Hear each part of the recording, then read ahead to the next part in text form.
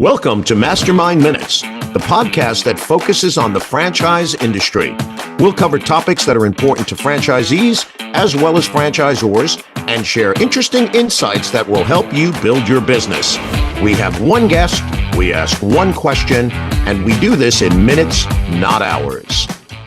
Hello again, and welcome to another edition of MasterMind Minutes. My name is Gary Grosso. I'm the founder of Franchise Growth Solutions and the publisher of FranchiseMoneymaker.com. MasterMind Minutes is a very simple concept, very quick podcast, lasts about 15, maybe 20 minutes, 25 if we really get into it. But it's a simple concept. We have one guest, we have one topic or one question, and we get through it, as I said, in minutes, not hours. Of course, we understand that you may want more information. So at the end of the program, we'll give you direct information, direct contact information for our guest. And our guest today, by the way, has a great first name. His name is Gary Montalvo. And he's a leadership and business coach who's been the powerhouse behind the strategies and leadership with startups, solopreneurs, emerging brands, and even larger corporations. And he's been doing that for about 2 decades now. I know he looks really young. Most recently, he worked with LimeLife by Alcone. Hopefully I pronounced that correctly. And he's the chief, he was the chief growth officer where he worked on sales and recruitment strategies for the company on a global level. He's known for his straightforward yet compassionate manner. He delivers practical and very actionable follow-through that supports people in bridging the gap between where they are now and where they'd like to be. He is also the host of the Ownership podcast, which runs on Tuesdays. He'll tell us about that. So, Gary, thank you very much for being here with us today. I appreciate it. I'm looking forward to this. I remember on our briefing call, we sort of hit on a lot of similar cylinders, if you will. Tell us a little bit more about you and about Gary Montalvo coaching, and then we'll get into the question. You did a pretty good job. I think there's 2 lanes that I work on, 3 if you include speaking. But with the emerging brands, I really work on supporting them and bringing leadership mindset to what they do. Most entrepreneurs get into the game because they have an idea, they have a skill set, they have a passion for something. Then they get in and they realize, I'm like, oh, making cupcakes is just like 10% of this. There's a lot of other stuff that I have to figure out. And a lot of that stuff we weren't really prepared for. We weren't really trained on. We weren't really we didn't have experience growing up. And so I really support people in bringing their leadership mindset to all those areas so that they're leading their business and not the other way around. And then with larger teams and companies, I go in and help with culture, build teams, leaderships, and again, we earn these leadership positions by working hard. And then we realize that it's like, oh, wait, working hard is one aspect of it, but I also have to learn how to communicate. I have to learn how to create agreement. I have to learn how to navigate through uncomfortable situations and develop self-awareness. That's something that we live in such a reactionary world now that a lot of us aren't even present a lot. So just developing the process of reflecting is an important part of leadership. So yeah, it's a little bit about me. I've been doing it for 20 years, and I'm really passionate about working with entrepreneurs because they don't keep it to themselves. When entrepreneurs are about ripple effect. So for me, selfishly, when I work with an entrepreneur, I know that I'm working with their families, I'm working with their customers and clients, I'm working with their communities, and the massive impact is just something I'm really passionate about. So thank you for having me on the show, Gary. I'm really excited. I appreciate you. Well, no, I'm glad to get into this, and I will tell you when you talk about people getting involved in a business and then they're focused. We have a lot of restaurant clients, so a lot of our clients, the founders are sometimes they're chefs, and worst person to run a restaurant or own a restaurant or build a restaurant is a chef. I know it sounds weird, but the reason is because they focus on the center of the plate and they lose Yeah, sight of everything else around them. To your opening makes perfect sense. There's a great book by sort of my mentor in print, a guy named Michael Gerber. He wrote a book called The E-Myth Revisited, and it's Hmm. and it's No way. all about that, and it's challenging for especially entrepreneurs because they're sort of set in their ways, and they can do it all. And you're an entrepreneur, I'm an entrepreneur. We know how that feels. Fortunately for myself, I was able to get beat up enough early in life that I sort of learned, hey, Hmm. you can't do it that way. So let's kind of get into the question because you know we talked before the program, I'm going to say 15, 20 years ago, the idea of having a coach. I mean, a lot of people, especially sort of, I'm in the boomer generation, so we were like, who needs a coach? Or what are you talking about a coach? Or maybe we never even heard of a business coach. Like we didn't even think about it. And as we were talking earlier, I said, well, Peyton Manning had a football coach, and Aaron Judge of the Yankees has a batting coach. So why Yeah. shouldn't business people have a coach to help them get better and learn leadership skills? So for me, and you mentioned about emerging brands, I guess the question here really is when you're working with a startup or how do you see, let me rephrase this. How do you Yeah. see the benefits for a startup or an emerging brand, the founder of a company? How do you see them benefiting from having a business coach, a leadership coach, and when should they actually think about having one? Yeah. So I think anytime the stakes are high, you should be getting coached, right? Like anytime in your life or business, the stakes are really high, you should have someone who can help you see the blind spots, who can help you see if you're on track. Someone who can help you leverage their expertise to help you get there faster, with more effectiveness and less bruising, right? Um, here's the thing. When I say leadership coaching, a lot of entrepreneurs kind of go, oh, they just tune out because they're like, oh, I don't have a team, or I don't have to worry about that right now, or it's just me and my assistant, or it's just me and my two people, like, you know, and I'm really passionate about self-leadership. And it's much harder to lead yourself than it is to lead other people. And leading yourself, your self leadership is the things that get you through the difficult challenges. Self leadership is the thing that gets you through the uncertainty, through the failures that you're going to have. You're going to have them. You can't avoid them, right? Leadership is what helps you integrate those failures into lessons with velocity. Leadership is what helps you start to develop the self-awareness to understand where are your weaknesses, right? Where are the points where you are creating friction in your business? Sometimes you're the one that's creating the friction and you don't see that. You can't tell because it's the way that you've always done it. That it's in your blind spot. I think starting a business is like probably the best personal development you're gonna get in life. Like probably next to like kids, it is you're gonna learn so much about yourself and you're gonna be put through the ringer time and time again. And you're going to have just so many, opportunities to really learn who you are. But you have to bring your leadership to those moments, or those moments will make you shrink. They Mhm. will throw you off course. They will set you back. They could be the best thing that ever happened to you, or it could be the worst thing that ever happened to you. And leadership and your relationship to your leadership is what determines whether that's the best thing that ever happened to you or the worst thing that ever happened to you. Yeah, yeah, You I can know, see that. Yeah, I can see that. yeah, It's interesting because I'll tell you, I currently don't have a coach. I did, but I have associates, many of whom I've worked with for many years, and they know me, and we're very close. And they'll yeah, smack me.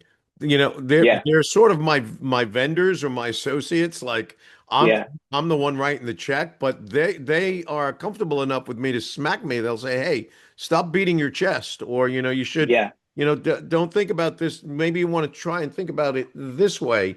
But again, as you say, as an entrepreneur, we have weaknesses. We create friction, and I'm guilty as charged. I create a lot of friction in my company. I think sometimes entrepreneurs, though, What they do is they walk in the room and flip the table and drive everybody crazy, but that's sort of how you get to the next level. So how do some of the folks that you're coaching, in particular founders, because I'm sure you coach CEOs and C-suite people, but founders of companies, how do they take to the idea of having a Hmm. discussion about their weaknesses or their friction? Because a lot of these, I'm going to say guys because it's mostly guys, a lot of these guys have egos, and you Yeah. got to sort of work around that. So how do you approach that and get them to actually listen? Yeah.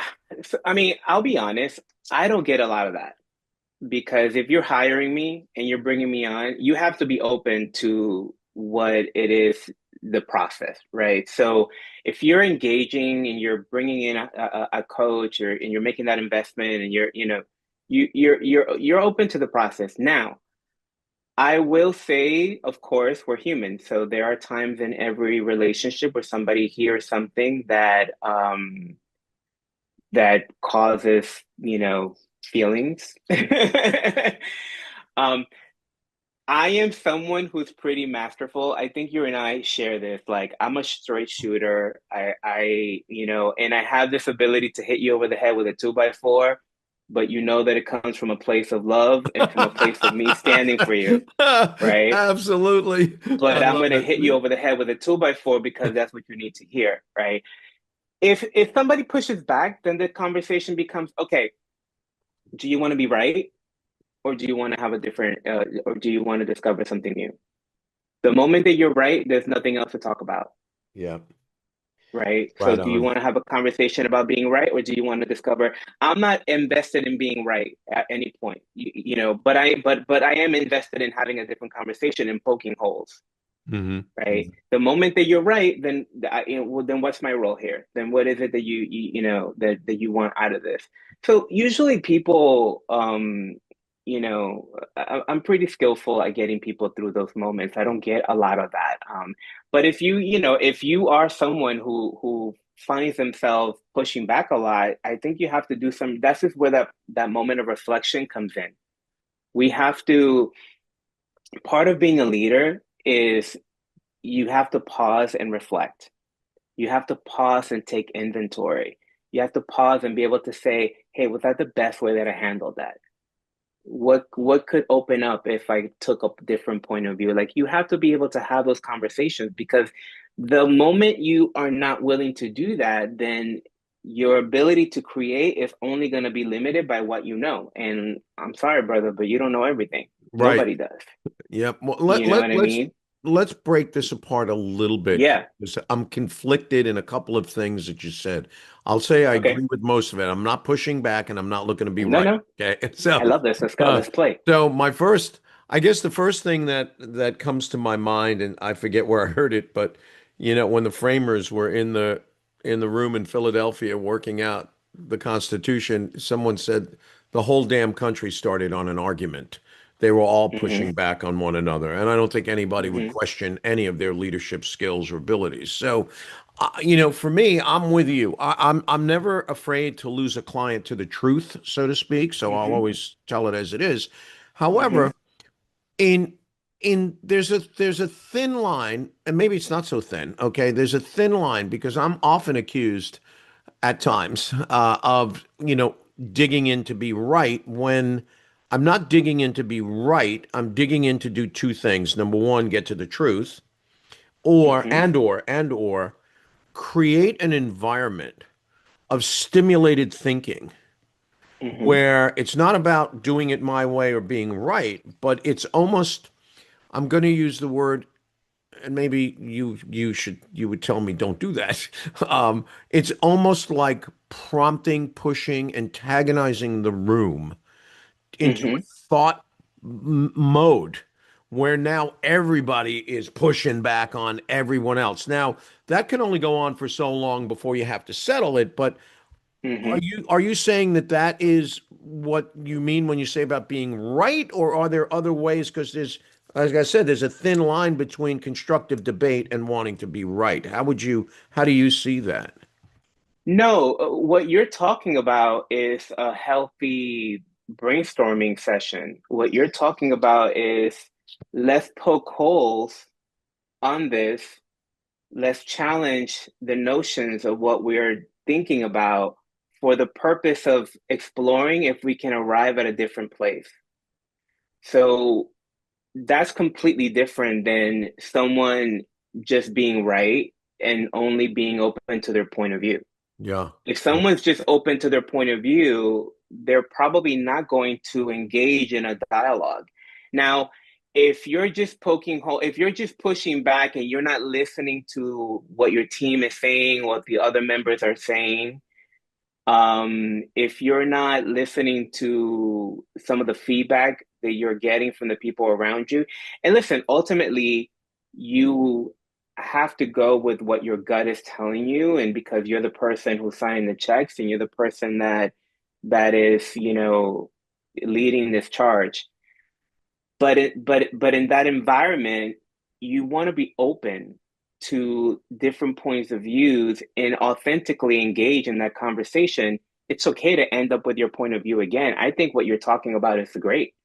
Now, if now I will say if you're leaving people with the experience that you're doing that for the sake of I forgot how you phrased it, but you said you were accused of like Uh, just pushing yeah, back for the just sake of digging pushing in for back or the something. yeah, just digging in for the sake of again of sort of being right or hey, my way or the highway Yeah, here. Because to me yeah. that's not healthy debate. That's just being stubborn. And I guess where being closed-minded, being stubborn. I have an expression. Oh, he knows one more page than the book. So you can't you Mm-hmm. can't have a discussion Mm-hmm. with somebody that thinks they know one more page than the Yeah. book. Yeah. Okay. 100%. Yeah. So Yeah. and I know we're aligned on that, and I agree. I think when there's a debate back and forth, when people are listening with the intent to hear, not the intent to reply, and there's actually a conversation going on, that's where new ideas come from.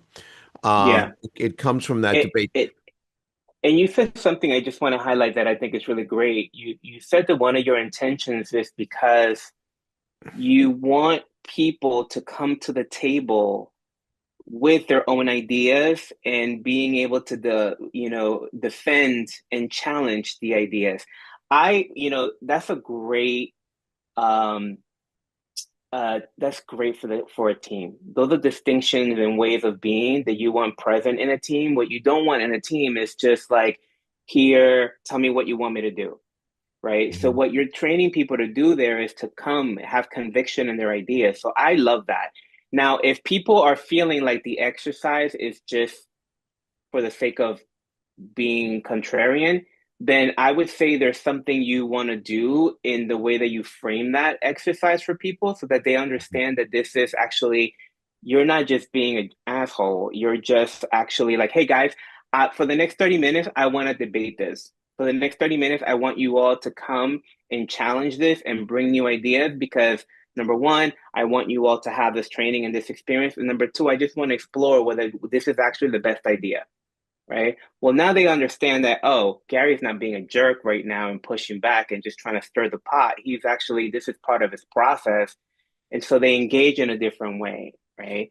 There might be a little creating context for them is how I call it, right? Like a Yeah. free frame Yeah. that may allow them to participate in a different way. Yeah. But I And love that. I think I, it's great. I'm glad to hear you say that because for me, that is where, you know, the ideas come from. But I think the leader of the band, so to speak, has to create an environment where folks are comfortable to challenge the boss.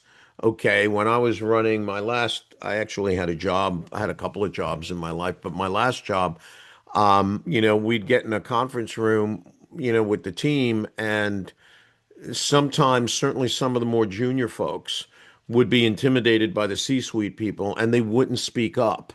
And our job was to sort of, I don't know, kind of loosen the crowd. I don't know how to Yeah. describe it. Just to, so when you're coaching, how do you get into that idea where another part of leadership is bringing people along and making them feel comfortable enough to voice their ideas. Yeah, I love that. So you, and this is, I'm so glad you asked that question because one of the things that can happen when you're in startup launch mode is that you get very task oriented.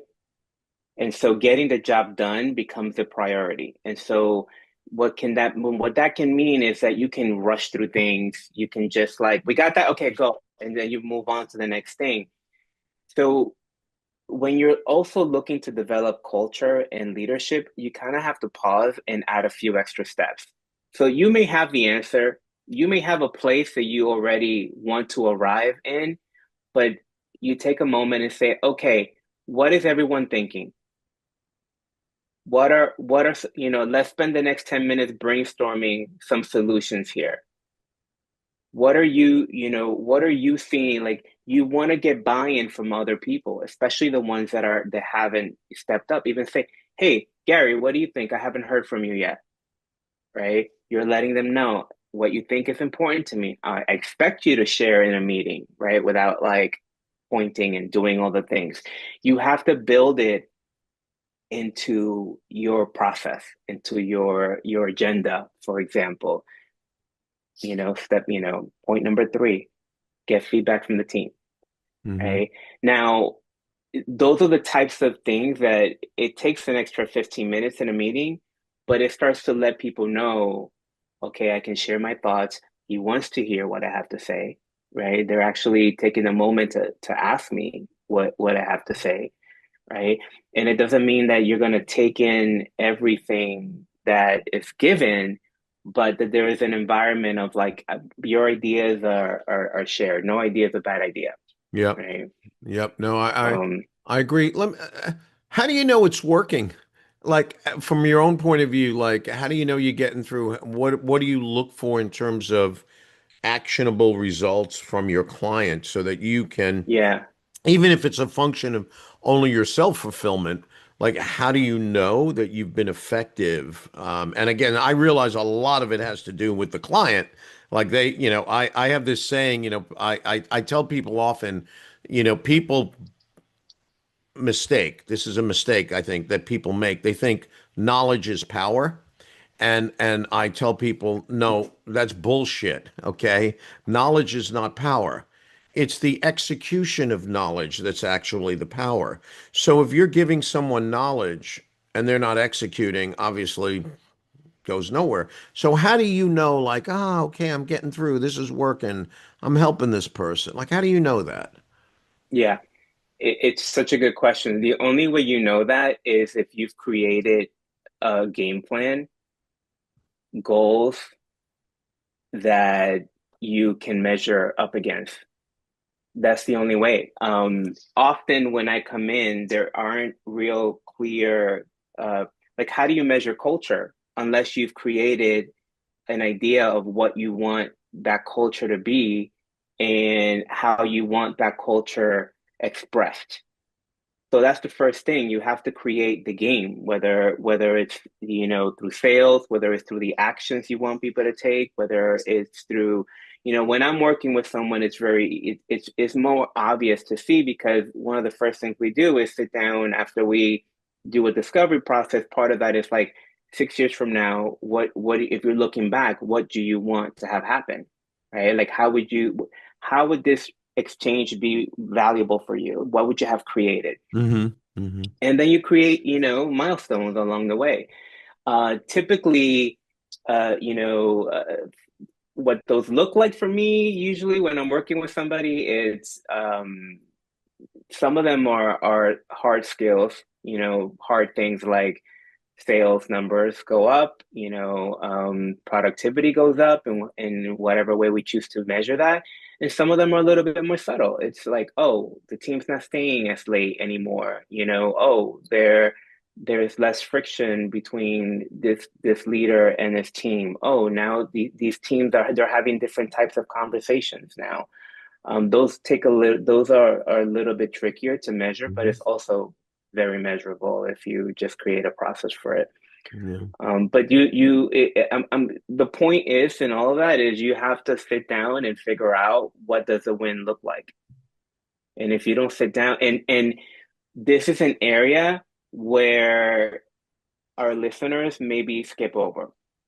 You will sit down and you do the planning on what sales looks like or what marketing looks like, but you're not doing the planning on what your people development looks like. Hmm. Where do you should always have a plan for where do you want your team to be 6 months, a year from now?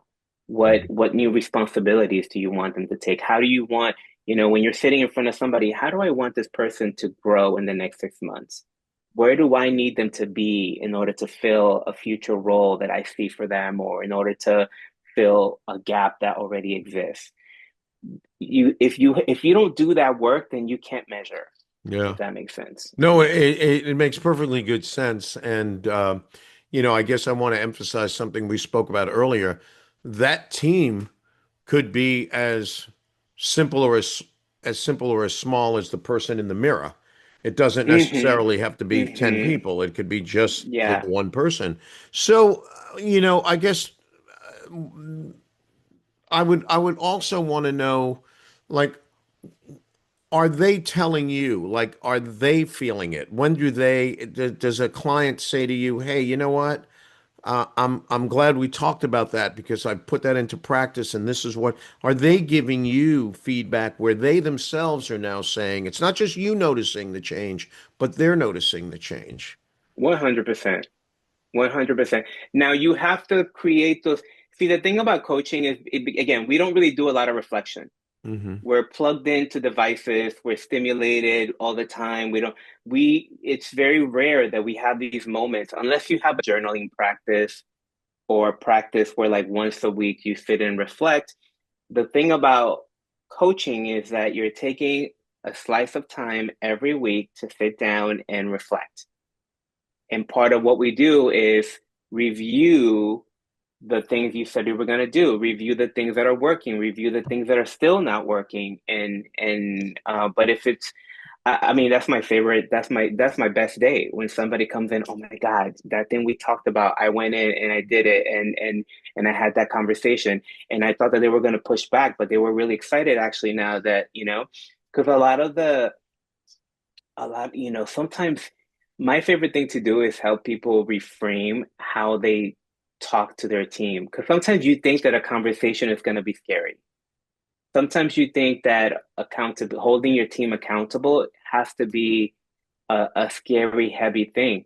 But if you do it from a place of like, I want you to win, if you do it from a place of I care about you and I'm helping you develop and I'm helping you grow, if you do it from a place of like I'm standing for you to be the best version of yourself that's possible, then those conversations become fun, and they become exciting. And when people know that, oh, you're taking me to the mat right now because you actually see something in me, as opposed to, oh, you're taking me to the mat because you're annoyed with Yeah. me and you're annoyed that you have to have this conversation with me.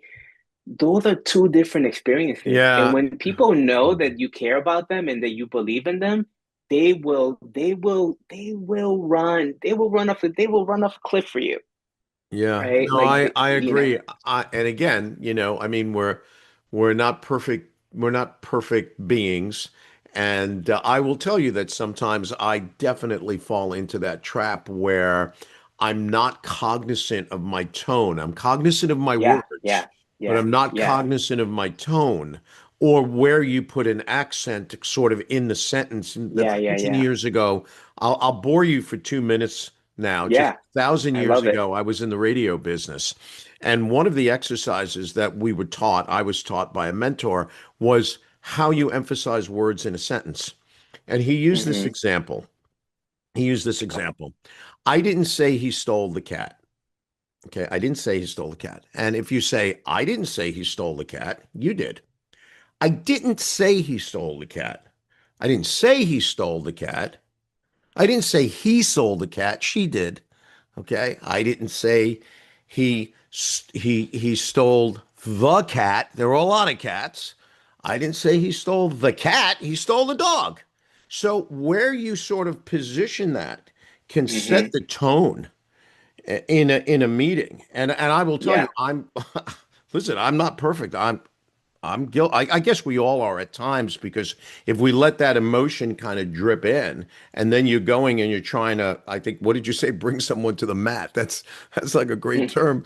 But you want to coach them, you want to show them, you want to teach them, you do want to stand up for them, you do love them, you do want them to do better.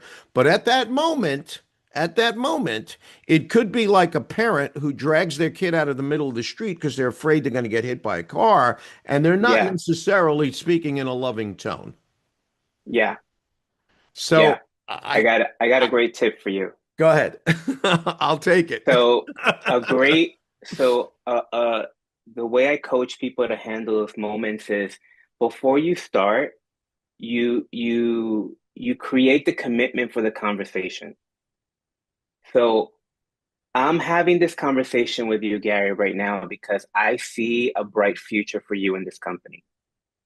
You're an important part of this team, and I wanna and I really believe that you could have, just the sky's the limit for you here.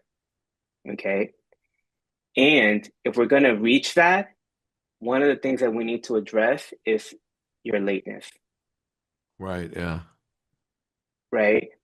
So now so that does two things. Number one, it creates the way that person is now listening to this conversation, Yeah, pre-frames it. right? You Yep. say, you listen to this conversation inside of the commitment that I have for you and the future that I have for you, right? It also reminds you of why you're having this conversation because you're a human being. And this is one more thing in your list of things to do. And not only that, really, do I have to talk to you about lateness? Come on, that's like 101 basic stuff.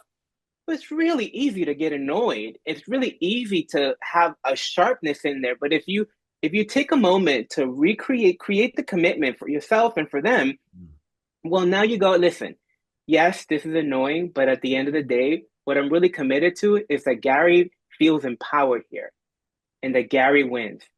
And sometimes when you have those conversations, like, you know what, Gary, I have been struggling with being on time. They changed my kid's schedule, and now it's like every morning has been stressful and I haven't figured it out. Okay.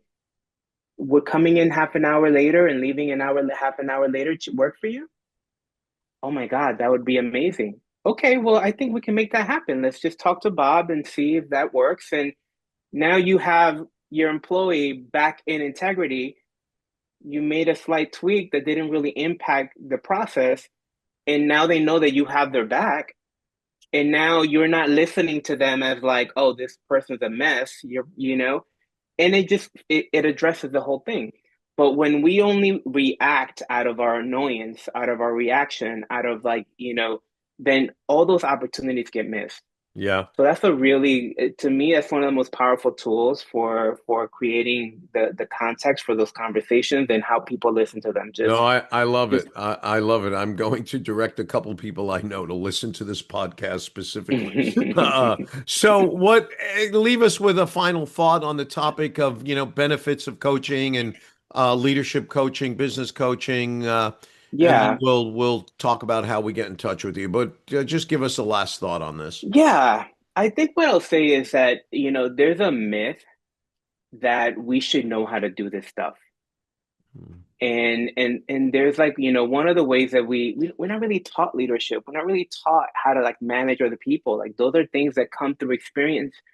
But very often when we start this journey, we think, oh, I should know how to sell. Oh, I should know. There's something wrong with me that I don't know how to do that. There's something wrong with me that I don't. No, it's a skill that you have to learn just like any other. Some of us have a natural talent in some areas and natural weaknesses in other areas. So if this is one of the areas where it's a weakness for you, you can absolutely develop it, but you have to create a structure to develop it, meaning you have to put yourself in some kind of structure. You have to create goals that there's accountability in. You have to have a coach holding you accountable. You have to do some kind of process that holds the guardrails. Doing it by yourself is very difficult because you can't see your own blind spots. It's not impossible. It's just much more difficult and it takes longer.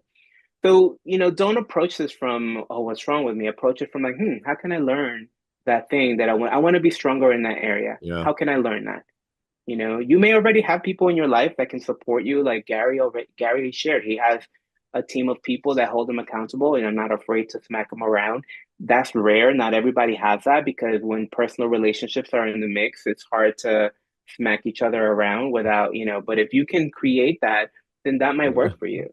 Yeah, no, Um, I hear you, and we are able to do that, and you're right. It is rare only because you don't know the authenticity behind yeah, it. So yeah, that's another conversation. So and we have to have you back because this is just I love this topic and I love because this is how people propel themselves to the next level. yeah. You're basically fueling that growth, and I think that's really important. So if someone wants to reach out to you, learn more about it, or perhaps they want you to coach them, like how do they Yeah. get in touch with you? What's the best way? Yeah, GaryMontalvo.com is my website. Gary at GaryMontalvo.com is my email. I'm very Googleable. You just, use Gary Montalvo, you'll find me in all the You're places. you said you're Googleable? Is that Googleable. Yeah, I'm Googleable? very Okay, Googleable. I'm going to add that to my dictionary of IDK. I don't know, and all these other things that are going on. Yeah, yeah, yeah.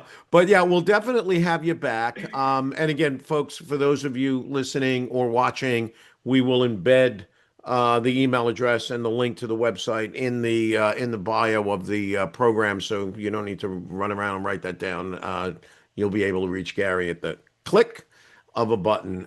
So hey, brother, thank you so much for being with us today. This was really, really good stuff. I really appreciate you Yes. taking the time to be Thank with you. us.